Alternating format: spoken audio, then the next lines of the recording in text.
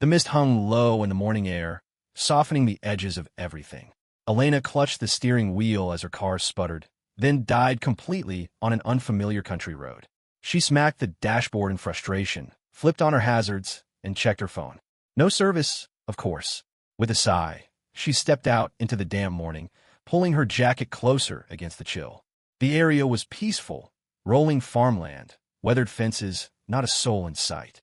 She scanned the horizon, hoping for any sign of a repair shop or even a gas station. Then she caught the faint melody of metal tools clinking somewhere nearby. Following the sound, she turned down a narrow lane and spotted a man crouched beside an ancient blue pickup truck. A silver-haired woman in a bright yellow raincoat stood watching him, her face creased with familiar affection. The man worked methodically, arms streaked with engine oil, his faded navy shirt damp from the morning fog. Something was reassuring about him, a kind of quiet competence that spoke of years of practice. Before we continue with today's story, if you're enjoying what you've heard so far, please hit that subscribe button. Every new subscriber helps me keep sharing these inspiring tales that touch your day. Thank you for your support. Excuse me, Elena called out, approaching cautiously. Sorry to interrupt, but my car just died back on a main road. I think it might be the engine or something electrical. The older woman beamed at her. You've stumbled on good fortune, dear. Noah, here's a blessing. Fixed my old truck more times than I can remember. Noah stood, wiping his hands on a worn cloth. He appeared to be in his early 30s, with rain-darkened hair falling across his forehead and clear hazel eyes that held her gaze with unexpected steadiness. I can take a look, he said simply. He retrieved a battered toolbox from the truck bed and followed her without further questions. Elena walked beside him, acutely aware of his thoughtful presence. Not cold or distant, just measured and intentional. Within minutes, Noah had the hood of her car open, sleeves pushed up, expression focused on the mechanical puzzle before him. The mist thickened, but he barely seemed to notice. Elena watched, captivated by the precise confidence in every movement, the way each tool seemed to belong in his hands. Alternators failing, he finally announced. I've made a temporary adjustment that should get you to your destination, but you'll need to replace it soon. The fix won't last long. You fix it that quickly? Elena asked, amazed. Noah nodded, already cleaning his tools. Just a stopgap measure, but it'll get you there. Thank you so much. Please, let me pay you for your time. He shook his head firmly. That's not necessary. No, I insist, she persisted, reaching for her purse. You just rescued my morning. I don't do this for payment, he said gently. Just remember to check your fluid levels regularly. Don't let your vehicle become more important than your safety. Something in his tone, direct yet kind, made her pause. She nodded in understanding. He handed her a small, oil-smudged card. Written in neat handwriting were a name, a phone number, and 3 simple words, Valley Road Repairs. Thank you, Elena said softly. Noah simply nodded and walked back toward the woman in the yellow raincoat, who gave Elena a knowing smile. Back in her car, the engine started immediately. She sat for a moment, watching droplets of moisture collect on the windshield. The card rested on her lap. There was no website, no flashy logo, just a name, a number, and something she couldn't quite define. Something that felt authentic. That evening, she found herself reading the card again. Valley Road Repairs. She tucked it into her wallet, though she wasn't entirely sure why. 3 days later, she drove to the address she'd traced from the phone number. The shop was nestled between a small cafe and a second-hand bookstore, with a weathered sign and wind chimes fashioned from old wrenches. The open garage bay smelled of motor oil and sawdust. Noah was there, kneeling beside a motorcycle, tightening something with focused precision. His shirt bore fresh stains of grease. When he glanced up and saw her, he didn't appear surprised. A slight smile crossed his face. Car giving you trouble again? He asked. Elena shook her head. Not today. I just wanted to properly thank you. And for the first time in longer than she could remember, she felt as though she was exactly where she was meant to be. Over the weeks that followed, Elena found herself returning to Valley Road Repairs more frequently than her vehicle required. Sometimes she brought fresh coffee, sometimes pastries for the cafe next door, once even a homemade soup that she insisted was too much for one person, but somehow always ended up in Noah's hands. He never questioned her visits, never pushed for more. He simply greeted her with that quiet smile and always made time to talk, even if it was just for a few minutes between brake repairs and oil changes. They began sharing parts of their lives, not just about cars, but about everything else. Elena talked about her work as a graphic designer and how it often felt like running endlessly without moving forward. Noah listened attentively, occasionally offering thoughtful insights, but mostly just being present, which was more than she had experienced with anyone in years. He revealed little about himself, mostly sharing anecdotes from the repair shop or stories about the local community. But Elena didn't press. There was something comforting about simply existing in the same, quiet space together. Noah lived modestly. His clothes were practical, often showing signs of regular wear. His apartment above the repair shop was simple, tidy, and filled with things that clearly held personal significance. Old tools passed down through generations, sepia photographs, well-read books with dog-eared pages. He never boasted, never mentioned money, and never seemed concerned with impressing anyone. Instead, he spent his days repairing what others had given up on, and his evenings helping those who couldn't help themselves.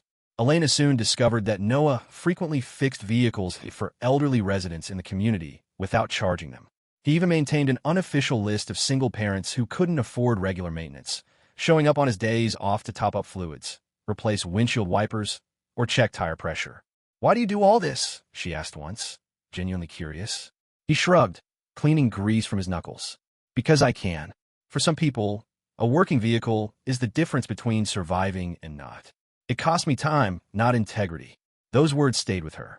It wasn't just what he did, it was how he did it, quietly and without seeking recognition. Elena had dated successful men before, a corporate lawyer, a tech entrepreneur, even a financial advisor with a vacation home in the Bahamas. But none of them had ever looked at her the way Noah did, when she was explaining why she dreaded conference calls or listened to her childhood stories, as if they were the most fascinating tales he'd ever heard. For the first time in years, she felt completely at ease. Not just physically safe, but emotionally secure. She could breathe freely around him. The real turning point came when Elena mentioned casually that her father's shed was literally falling apart. Her father lived in a modest farmhouse on the outskirts of town. The wooden structure was rotting, the roof leaked, and the door barely hung on its hinges. It had been on their to-do list for ages. Noah just nodded thoughtfully. 2 weekends later, he appeared at her father's doorstep with a toolbox, lumber, and that same understated smile. Elena was stunned. "You're serious about this? Just show me where to start." It took 3 full weekends. Elena helped where she could, holding boards, measuring supplies, preparing meals. But Noah handled the heavy construction. He arrived early, stayed late, and never once complained about the work. He refused payment, wouldn't even let her father treat him to dinner as thanks. "This is my way of saying thank you," he said one evening, securing the last roof shingle. "For raising someone who makes ordinary Wednesdays feel like something worth celebrating." That night, as Noah packed his tools and headed to his truck, Elena's father stood with her in the doorway, watching him leave. Her father leaned close and whispered, "Don't let that one slip away, Lena. People with hearts like his are rare treasures in this world." Elena couldn't respond. Her throat tightened, her heart too full of unspoken feelings. Later, as they stood in the gravel driveway, Noah leaned against his truck, gazing out at the twilight settling over the fields. "You don't need to thank me," he said, almost reading her thoughts. "But I want to," she whispered. He turned to her, eyes soft in the fading light. "Then just don't disappear." And she didn't. From that moment, Elena knew something fundamental had shifted. This wasn't just casual affection. It wasn't about excitement or romance or passion. It was about belonging. And somehow, without her noticing, she had found her place in the steady hands and thoughtful silence of a man who never needed to be anything more than exactly who he was. It was meant to be a simple surprise. Elena had finished a major project early and picked up Noah's favorite sourdough from the small bakery across from Valley Road Repairs. She smiled to herself as she walked up the pebbled driveway, the scent of motor oil and fresh rain oddly comforting after a hectic day. She wanted to see his expression brighten, hear his gentle laugh, feel the warmth she'd grown to treasure over these past months. But as she rounded the corner toward the main entrance, she stopped abruptly. Noah wasn't alone. Standing just outside the open garage bay was a woman in an immaculate charcoal suit, tailored perfectly to her tall frame. Her shoes were spotless despite the gravel. Her hair was pulled back in a sleek knot that spoke of expensive salons and careful attention. She seemed entirely out of place here, polished and deliberate. Noah stood facing her, arms folded across his chest. His expression was unreadable, serious, controlled, but focused in a way Elena had never witnessed before. He nodded once, then glanced toward the path where Elena now stood frozen. Their eyes met. Noah's jaw tensed slightly. The suited woman turned, but didn't appear to recognize Elena. She handed Noah a sleek silver attaché case, said something too quiet to hear, then walked with practiced grace to a gleaming black sedan waiting by the curb. The vehicle pulled away moments later, disappearing like it had never been there at all. Noah looked back at Elena. She blinked, forcing a small smile. "Hey," she said, her voice thinner than intended. He approached slowly, almost too casually. "Hey, you're early today." She held up the bakery bag. "Thought I'd surprise you." Noah nodded. "Let me just finish up here. I'll join you upstairs in a minute." Elena nodded, kissed his cheek, and walked into the apartment above the shop, maintaining her smile through sheer determination. She didn't ask about the woman. She didn't ask about the attaché case. Not yet. But the questions multiplied in her mind. Something about that interaction, about the way Noah had stiffened when he saw her, unsettled her more deeply than she wanted to admit. That evening, as they sat across from each other eating takeout noodles, she watched him more intently than usual. He was polite, even affectionate, but also distant, preoccupied. He checked his phone several times and didn't maintain eye contact as consistently as he typically did. When he stepped out to make a call, Elena's heart pounded with a guilt she couldn't silence. She wasn't normally one to pry, but tonight felt different. She walked quietly to the small storage area of the apartment, where Noah kept tools and supplies behind a worn bookshelf. The attaché case sat partially hidden beneath a canvas drop cloth. It was unlocked. Her breath caught as she slowly raised the lid. Inside were neatly stacked bundles of cash. Not hundreds, but thousands, maybe tens of thousands, wrapped meticulously, organized in precise rows, untouched. Elena's blood ran cold. She backed away, closed the lid, and stood staring at it in disbelief. This made no sense. Nothing about Noah, his lifestyle, his behavior, his values, aligned with this discovery, unless everything she thought she knew was a careful fabrication. Her mind raced wildly. The woman in the suit, his evasiveness, the fact that she still knew so little about his past. No family visits, no social media presence, no detailed history he ever fully shared. The man who never asked for payment had just received a case filled with untraceable cash. Her thoughts spiraled darkly. Drug money? Money laundering? Some underground operation? Had she fallen for someone who was merely pretending to be the good, honest man she believed him to be? She couldn't sleep. Every sound in the apartment made her flinch. Noah returned an hour later, kissed her forehead, and lay down beside her. She remained rigid, staring at the ceiling, her mind screaming beneath her silence. By 3 a.m, she'd made her decision. She dressed silently, careful not to wake him, tucked her phone and keys in her bag, and slipped out the front door. She left no note. She couldn't explain something she didn't understand herself. She fled back to her apartment, back to her questions, back to the fear that she had loved someone whose truth was built entirely on lies. She blocked his number, deleted their photos, tried desperately to forget the comfort of his embrace, the gentleness in his voice when he said her name. But none of it worked because none of it had ever felt false. And that, more than anything, terrified her the most. Elena sat huddled on Jenna's couch, hands wrapped around a mug of tea she'd barely tasted. Her eyes were red and swollen, her voice hoarse from recounting everything that had happened. The attaché case, the suited woman, the money, the silence. Jenna listened attentively, then asked carefully, "You're absolutely certain it was filled with cash?" "I saw it clearly," Elena said. "The case was open. There's no room for interpretation here. And you don't think there could be some legitimate explanation? A business transaction that isn't illegal?" "I don't know. That's the problem. I thought I knew him, Jenna. He repairs engines, checks in on elderly neighbors, and brings me soup when I'm sick. But that woman yesterday, and the way Noah looked when he saw me standing there, it was like he was suddenly someone else entirely." That night, they pulled out their laptops and began searching. They tried everything.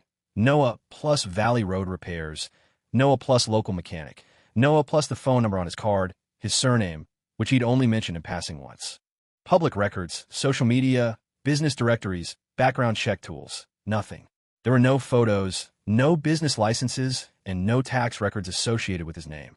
It was as if he simply didn't exist. Jenna leaned back, frowning. "Okay, this is genuinely unsettling. Like, actually disturbing. No digital footprint whatsoever. That's not normal." Elena stared at the screen, her heart racing. What if he's not even really Noah? What if the name is completely fabricated? What if everything he told me was part of some elaborate cover? I mean, why else would he have that kind of money just lying around? Why is there absolutely no record of him anywhere? The more she contemplated it, the worse the possibilities became.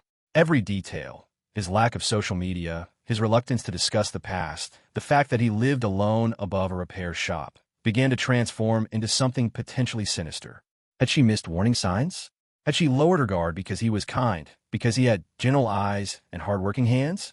And yet, the Noah she knew had never once made her feel unsafe. Never, not for a moment. But perhaps that was the perfect disguise. Across town, Noah sat alone in his apartment, staring at the wall where Elena's jacket used to hang. The attaché case remained untouched. She hadn't taken anything. She had simply vanished. His calls went straight to voicemail. His messages showed as delivered, but never read. He had searched everywhere she might have gone. Her office, the cafe she frequented, the small lake where she liked to sketch. Nothing. No note. No goodbye. Only absence. He had replayed their last conversation countless times, trying to pinpoint the exact moment everything changed. The shift in her eyes, the slight tremor in her voice. He had seen the moment her walls went up, but it had already been too late. He couldn't tell her everything. Not yet. Not when it would only bring more questions than comfort. Not when he was still figuring out how much of his past should remain buried, and how much could be shared without unraveling everything he'd built. But now she was gone, and the silence was unbearable. He opened his laptop, fingers hovering over the keyboard, then began to type. Subject: I understand, Elena. If you're reading this, thank you. I don't know where you are or what you're thinking, but I know you're afraid. I felt it. I saw it. I caused it. I'm sorry. The attaché case. It's not what you think. But I also know you have no reason to believe me now. You're right to want answers. You deserve them. And maybe I was wrong to wait. Maybe I was trying to protect something that needed to be exposed all along. If you never speak to me again, I'll understand. But please, before you decide who I am, know this: I never lied to hurt you. I never entered your life to manipulate it. You were the first person who ever saw me without demanding more. You made me believe I could live honestly. If you're afraid, I will let you go. But if you're not, come back. I will show you everything. Noah. He pressed send, knowing it might be the last thing she ever read from him. Then he sat in the silence, surrounded by shadows of someone who once believed he was simply a skilled mechanic with a wrench, not someone hiding a past that could cost him everything, including her. The last person Elena expected to see that Saturday morning was Noah. She had attended the community fundraiser reluctantly, only because a colleague had invited her, and she had agreed to be polite. She wasn't in the mood for cheerful music, colorful displays, or smiling volunteers. Her heart still ached in places she couldn't name. But as she wandered past rows of tables with raffles and baked goods, her gaze caught on a cluster of children gathered near a small tent labeled Mobility Dreams. Volunteers were helping fit kids with custom prosthetic limbs, brightly decorated with paint and stickers. A little girl in a wheelchair beamed as a familiar figure helped her try on a gleaming purple prosthetic leg. It was Noah. He was kneeling on the grass, focused, gentle, laughing softly as he adjusted the fit. He looked different somehow, both lighter and heavier at once. There was something in his eyes that pulled at her in ways she didn't want to feel again. He looked up and froze when their eyes locked across the crowd. Elena hesitated, breath catching. She could have turned and walked away, but she didn't.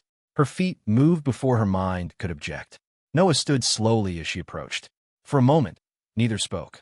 You look well, he said quietly. So do you, she replied.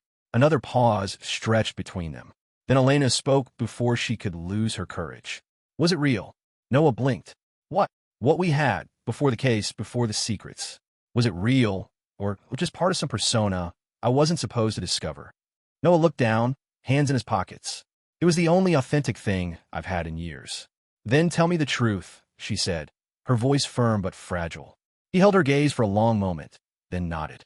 Come with me. They drove in silence. Noah took her to the outskirts of town, down a winding lane that led to a modest cedar-sided house surrounded by towering pines. It was quiet, unassuming. Nothing about it suggested hidden wealth or danger. Inside was warm and inviting, filled with comfortable furniture and shelves lined with vintage books and framed certificates.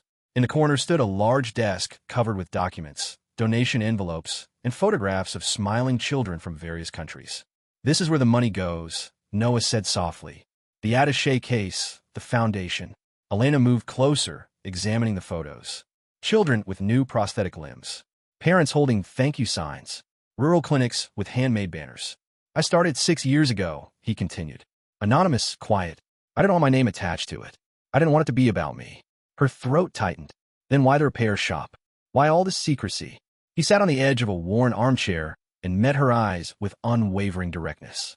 Because I was raised with wealth I never earned. Because I was taught that charity only mattered if your name was on a building. And I despised that mentality. I chose the repair shop because it was honest. Because every fix, every smile, every scraped knuckle, it was mine. Not inherited, not purchased. Elena swallowed hard. And the woman in the suit? My attorney, Noah said. The foundation operates under a different name. She delivers cash withdrawals quarterly, enough to fund each branch of the project. I keep it separate from my personal finances. Silence filled the room for a moment. Then he added quietly, I'm not a struggling mechanic, Elena, but I've never wanted to live off money I didn't earn myself. I've been trying to rebuild something authentic, starting with who I am. She sat beside him, her fingers brushing the edge of a photo, showing a young boy standing proudly on a new prosthetic leg. You could have told me. I wanted to, but by the time I realized you mattered more than my carefully constructed life, it felt too late. Tears welled in Elena's eyes, uninvited and persistent. I left because I was terrified, she whispered. Not of you, of discovering I didn't truly know the person I'd given my heart to. Noah reached out tentatively, taking her hand. I never wanted to be someone you had to decipher. I just wanted to be someone who was enough without a title or a bank account. And maybe you are, Elena said, voice trembling. Maybe you always were. In that quiet house, filled with silent evidence of who he really was, the space between them finally felt honest again. Not perfect, not simple, but true. The return journey from the Cedar House was quiet, but no longer uncomfortable. Elena sat beside Noah, gazing out the window, her thoughts crowded, but her heart gradually softening with each passing mile. She no longer felt angry. What replaced it was something far more humbling, regret. Regret that she had assumed the worst about someone who had only ever shown her his best self. Noah had not begged her to stay. He had not tried to dismiss her fears. He had simply shown her the truth and allowed her to decide what to do with it. When they reached the edge of town, he pulled over near the same street where they had first met, the same spot where she had stood, frustrated and helpless, with a broken-down car and damp clothes. He turned off the engine, resting his hands on the steering wheel for a moment. If you want to walk away again, he said gently, I won't stop you. Elena turned to face him. His eyes were steady, but there was a quiet sadness in them that hurt more than any accusation could have. I'm not here to ask for anything, he continued. Not even your forgiveness. But if you do want to continue, if you want to try again, then take my hand like you did that first day. He extended his hand, not desperately but hopefully. Elena looked at it, calloused, scarred, familiar. She took it without a word. They sat that way for a while, hand in hand, listening to the wind rustling through the pines. A month passed. Gradually, tenderly, they rebuilt. Elena returned to the repair shop, not just to bring coffee, but to sit nearby and sketch while Noah worked. They shared quiet meals on the tailgate of his truck. Sometimes they talked, sometimes they didn't. Noah never pressed. He was simply there, steady, patient, genuine. That steadiness allowed her heart to heal, piece by piece. One evening, Noah invited her to a charity event hosted by his foundation. It was a simple gathering in a renovated boathouse by the lake, illuminated by fairy lights, with soft music and tables displaying children's artwork and auction items. Elena wore a simple emerald dress, Noah a jacket with jeans, still in his work boots. They looked like themselves, just slightly more polished for the occasion. As the evening wound down, Noah took the small stage. Thank you all for being here tonight, he began, voice warm and sincere. This project started quietly. I never wanted it to be about recognition, but tonight I'd like to use this moment for something personal. Whispers rippled through the crowd. Elena's breath caught. He looked directly at her. The first time I met Elena, she was stranded on a country road, her car dead, her expression suggesting the world had just collapsed. She didn't demand help. She apologized for needing it. Gentle laughter floated through the room. I gave her a card with Valley Road Repairs written on it and thought I'd never see her again. But she came back. He stepped off the stage and walked toward her, pulling something from his jacket pocket. When he reached her, he knelt, not dramatically, but with quiet purpose. Elena, the first time we met, your hands were trembling because your alternator had failed. Today, if your hands are shaking, let it be because you're thinking about forever, and let me hold them through every day of it. He opened his palm. No ring, no box, just a folded piece of paper, the same kind as his old repair shop card. In the same handwriting, it read, "Still Valley Road repairs. Still yours, if you'll have me." Tears filled her eyes as she nodded. "Yes," she whispered. "I've always been yours." They embraced as the room filled with gentle applause and soft music, holding each other in the warm glow of twinkling lights like they were finally exactly where they belonged. The meadow behind the Mobility Dreams headquarters had been transformed into a serene haven. Wildflowers lined natural pathways. String lights hung between ancient oaks, and wooden benches faced a simple altar beneath a flowering dogwood tree. Elena stood beneath it, her ivory dress catching the golden afternoon light. Her hair was adorned with small blue flowers. No elaborate train, no veil, just a simple ribbon at her waist, elegant and sincere. Noah stood across from her, charcoal vest and rolled sleeves, his smile unwavering. He looked like the man who had fixed her car that misty morning, and somehow also the man who had mended her heart. The guests weren't executives or celebrities. They were people Noah had helped. An elderly man with a cane, a child with a colorful prosthetic arm, young apprentice mechanics, volunteers, individuals whose lives had been touched not by wealth, but by compassion. The ceremony began with heartfelt vows. Elena promised to trust, even when afraid. Noah promised to share truths, even when difficult. They pledged to choose each other daily, not for who they once were, but for who they were becoming together. Then the officiant paused and turned to Noah. "Before I pronounce you husband and wife, Noah has something he would like to share." Noah took Elena's hands in his. "I never wanted this day to be defined by who I was. I wanted it to celebrate who we are, what we've created together." He turned to the gathered guests. "For most of you, I've been Noah the mechanic, the guy who fixed your vehicle or forgot to send you an invoice. But what many of you don't know is that I founded this organization, and I still serve as its director." A soft wave of surprise moved through the crowd. I kept it quiet because I needed to discover who I was without the expectations. I walked away from a life of privilege to build something genuine. I wanted to serve without requiring recognition. He looked back at Elena. "I didn't want you to love a man behind a title. I wanted you to love the hands that fixed your alternator, the heart that burned dinner and left grease stains on your favorite chair." Gentle laughter rippled through the guests. "I wanted to be chosen not for what I possessed, but for who I'm striving to become." He pulled a folded note from his pocket and read, "To the woman who made a mechanic feel worthy, you are the reason I found my way back to myself."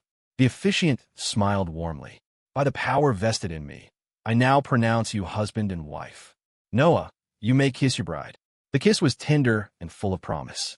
As they turned to face their friends hand in hand, Elena whispered, "You never needed to prove anything." Noah smiled.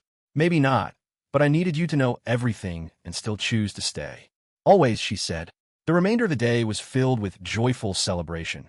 Barefoot children dancing in the grass, elders raising glasses and heartfelt toasts, and stories shared under the spreading oaks. Elena looked around at the quiet legacy Noah had built, not with inherited wealth, but with love. And as they walked past the rows of wildflowers and lanterns, she thought of that first day when all he gave her was a simple card, Valley Road repairs. And somehow, that had been more than enough. 1 year later, the life Elena and Noah built together wasn't one of headlines or extravagant travels, but of rhythm, purpose, and contentment. They lived in a modest timber house on a hillside overlooking the valley, nestled among whispering aspens and wrapped in the kind of tranquility that allowed you to hear the morning birds before sunrise. It was the kind of home where the floorboards creaked comfortingly, where windows collected condensation on cool mornings, where everything felt lived in and authentic. Noah still worked with his hands. He kept Valley Road repairs open on weekends, not because he needed the income, but because he loved the craft. He fixed transmissions for struggling families, repaired radiators for longtime friends, and devoted Saturday mornings to teaching free repair classes for teenagers who might not have had guidance or stability in their lives. Elena opened a small design studio just down the street, a community-centered space where people from all backgrounds could seek advice on transforming humble spaces into sanctuaries. Her favorite projects were the most challenging ones: shelter renovations, tiny apartments, the homes of quiet fighters just like Noah. She believed everyone deserved to live surrounded by beauty, regardless of budget. Each evening, no matter how demanding the day had been, they paused, made tea, and sat on the porch or by the fireplace, depending on the weather. They read aloud thank you notes from people Noah had helped through his foundation. Handwritten cards, sometimes in childish scrawl, sometimes in meticulous print, always heartfelt. One evening, A letter arrived from a young woman named Sophie, who had attended Noah's repair classes and was now studying mechanical engineering. Another came from father who wrote that the prosthetic limb Noah's foundation had provided allowed his daughter to dance for the first time. Elena preserved every note, collecting them in a handcrafted wooden box that sat on their coffee table. They never ceased to be moved by the ripples of kindness they had helped create. Though their world was unpretentious, it overflowed with meaning, with joy, with each other. Their wedding photograph hung in a hand-carved frame above the fireplace, beside a glass display case that visitors often inquired about. Inside rested the silver attaché case, now empty, slightly worn at the edges, but polished and preserved. Mounted on top was a small plaque that read, "It wasn't wealth that transformed us. It was honesty." Those who knew their story would smile in understanding when they read it. Others would ask, and Elena would reply with a warm smile, "It's quite a journey, but a beautiful one." Sometimes they recounted it, about the woman with the broken-down car who met a man who showed her what it meant to slow down, to trust, to construct love, one honest conversation at a time. Sometimes they said nothing and simply held each other as the fire crackled, content in the silence they had once feared so deeply. They never stopped choosing each other, not because it was always simple, but because it was invariably worthwhile. And every time Elena glanced at that photograph, the one where Noah had a smudge of oil on his cuff and she had joyful tears caught in her lashes, she remembered that love, true love, had never needed glamour to be genuine. It had only needed to be honest. Sometimes love isn't about grand gestures or perfect timing. Sometimes it's found in the quiet integrity of someone who repairs more than just broken machines, someone who offers not just their skills, but their truth, their healing, and their complete heart. Noah and Elena's story reminds us that authentic love is constructed, not acquired. That trust, once shattered, can still be restored, and even the heaviest secrets, when shared with courage, can lead to the most beautiful beginnings. If this story touched your heart, please consider sharing it with someone who might need to be reminded that love doesn't need wealth or status to be real. It only needs to be true.